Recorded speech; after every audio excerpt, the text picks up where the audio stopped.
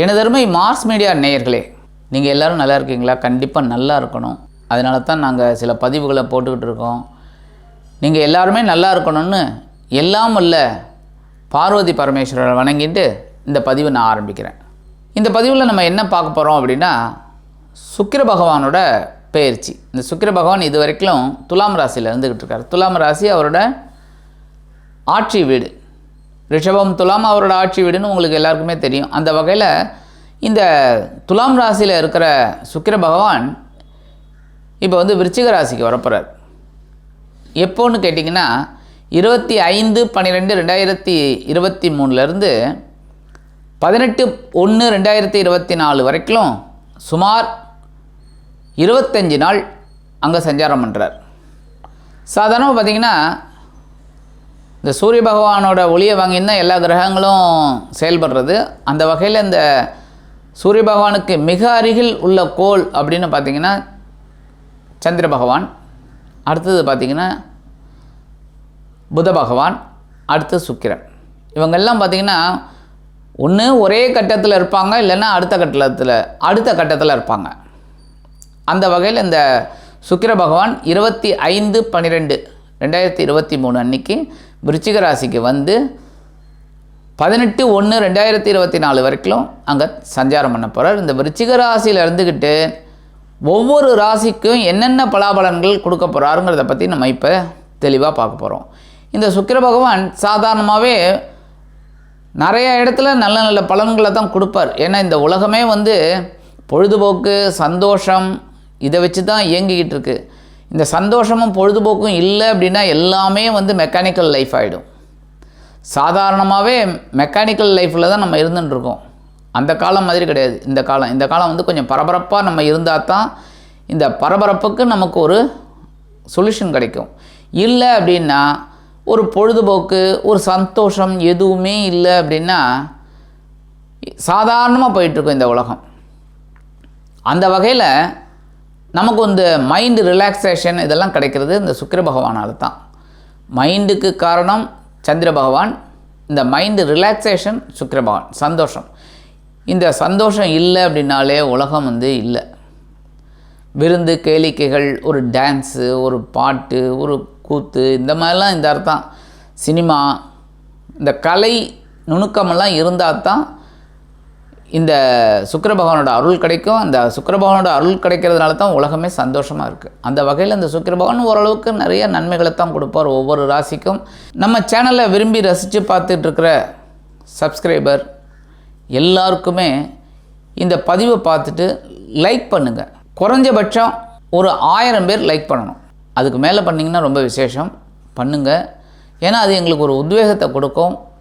உங்களுக்கு நிறைய பதிவுகளை நாங்கள் போடணுங்கிற ஒரு ஆர்வம் வரும்.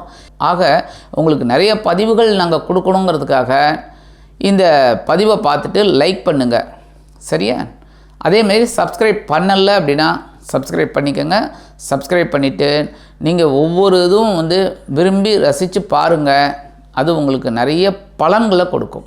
இருந்தாலும் ஒவ்வொரு ராசிக்கும் என்னென்ன பலாபலன்களை இந்த 25 நாள் அவர் விருச்சிக ராசியில் இருந்துக்கிட்டு உங்களுக்கு கொடுக்க போகிறாருங்கிறத பற்றி இப்போ நம்ம தெளிவாக பார்ப்போம். இந்த பதிவுக்கு போகலாமா?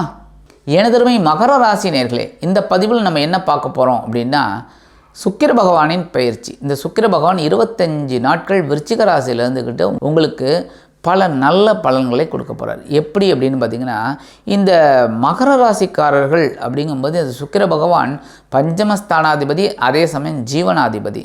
10ஆம் இடத்துக்கும் அவர் தான் அதிபதி, 5ஆம் இடத்துக்கும் அவர் தான் அதிபதி. நீங்கள் என்னென்னலாம் பூர்வ ஜென்மத்தில் என்ன பலாபலன்கள் பண்ணினீங்களோ அதெல்லாம் இப்போ உங்களுக்கு கிடைக்கும். போன ஜென்மத்தில் பண்ண புண்ணியங்கள்லாம் இப்போ உங்களுக்கு கைகூடும் இந்த சுக்கிர பகவானால். அதனாலேயே பார்த்திங்கன்னா சாதாரணமாக இந்த மகர ராசியைச் சேர்ந்த அன்பர்கள் நிறைய பேர் ஒரு நல்ல நிலைமையில தான் இருப்பீங்க, ஒரு பெரிய லெவலில் தான் இருப்பீங்க. ஏன்னா அந்த சந்தோஷத்தை சந்தோஷமாக அனுபவிக்கக்கூடிய ஒரு ஆசாமி இந்த மகர ராசிக்காரர்கள். ஏன்னா ராசிநாதன் சனீஸ்வர பகவான். அதனால் கடுமையான உழைப்பாளிகள், அதில் எல்லளவும் சந்தேகமே கிடையாது. கடுமையாக உழைப்பீங்க, அதுக்கு உண்டான உயர்வுகள் வரும். சந்தோஷமாக இருக்கக்கூடிய ஒரு வாய்ப்புகளை இந்த சுக்கிர பகவான் ஜீவனத்தின் மூலமாக கொடுப்பார். உத்தியோகத்தின் மூலமாகவோ அல்லது தொழில் வியாபாரத்தின் மூலமாகவோ கொடுப்பார். அந்த வகையில் இந்த சுக்கிர பகவான் இதுவரைக்கும் உங்களுக்கு ஜீவனஸ்தானமாகிய 10ஆம் இடத்துல இருந்துட்டு இந்த ஜீவனாதிபதி பரபரப்பாக இயங்கக்கூடிய ஒரு வாய்ப்புகளை கொடுத்தார், சுறுசுறுப்பாக இருக்கக்கூடிய ஒரு வாய்ப்புகளை கொடுத்தார். இதன் மூலம் உங்களுக்கு ஒரு சில உயர்வுகளையும் கொடுத்தார். வெளியூர் அல்லது வெளிநாட்டு பயணங்கள்லாம் உங்களுக்கு அற்புதமாக நடந்திருக்கு. வீடு, மனை, வாகனம் இதெல்லாம் வாங்கியிருப்பீங்க. சில விஷயங்கள்லாம் நல்லபடியாக நடந்திருக்கு. எப்படி அப்படின்னா, நீங்கள் முயற்சியெல்லாம் மேற்கொண்டீங்க, சுறுசுறுப்பாக இருந்தீங்க, அது உங்களுக்கு உயர்வை கொடுத்துருக்கு. எப்போவுமே உழைத்தால் உயர்வு, அதை நீங்கள் அப்படியே மனப்பாடம் பண்ணிவிட்டு ஒர்க் பண்ணியிருக்கீங்க, அது ஒர்க்கு வீண் போகலை. அதே வகையில் இந்த ஜீவனஸ்தானத்தை விட்டு விலகி இந்த சுக்கிர பகவான் இப்போ லாபஸ்தானமாக்கிய 11ஆம் இடத்துக்கு வரப்போகிறார். 11ஆம் இடம் அப்படின்னாலே உங்களுக்கு அருமையான லாபங்கள் இப்போ குவிய போகிறது. தொழில் வியாபாரத்தில் நீங்கள் இன்னும் நல்லா வேலை செய்வீங்க, அதுக்கு உண்டான உயர்வுகள் உங்களுக்கு லாபங்கள் கண்டிப்பாக வரும். ஆக தொழில் வியாபாரம் லாபகரமாக செல்லும். அதேமாரி உத்தியோகத்தில் ரொம்ப நாளாக சில இடமாற்றம், ஒரு பதவி உயர்வு, சம்பள உயர்வுலாம் கிடைக்கலையே நினச்சிட்ருக்கீங்க, அதெல்லாம் இப்போ கூட நேரம் எல்லாம் உங்களுக்கு கூடி வரும், யோகங்கள் கூடி வரும். அதேமாரி கணவன் மனைவி அந்யோன்யம் அப்படின்னு பார்த்திங்கன்னா இப்போ தான் ரொம்ப அண்டர்ஸ்டாண்டிங் ஜாஸ்தியாக இருக்கும். ஏற்கனவே அண்டர்ஸ்டாண்டிங் உண்டு, இப்போ இன்னும் அண்டர்ஸ்டாண்டிங் ஜாஸ்தியாக இருக்கும். கவலைப்பட வேண்டிய அவசியமே இல்லை. அதேமாரி குடும்பத்தில் நல்ல நல்ல காரியங்கள்லாம் அற்புதமாக நிறைவேறும். சுபகாரிய நிகழ்ச்சிகள்லாம் நடைபெறும். திருமணம் ஆகாத குழந்தைகளுக்கெல்லாம் திருமண யோகம் உண்டாகும். அதேமாரி குழந்தை பாக்கியம் ஏங்கிக்கிட்டு இருந்தவங்களாம் குழந்தை பாக்கியம் கிடைக்கும். அதேமாரி இந்த 7ஆம் பார்வையாக உங்களோட பஞ்சமஸ்தானத்தை பார்க்குறதுனால குழந்தைகளின் மூலம் சந்தோஷம் கண்டிப்பாக இருக்குங்க.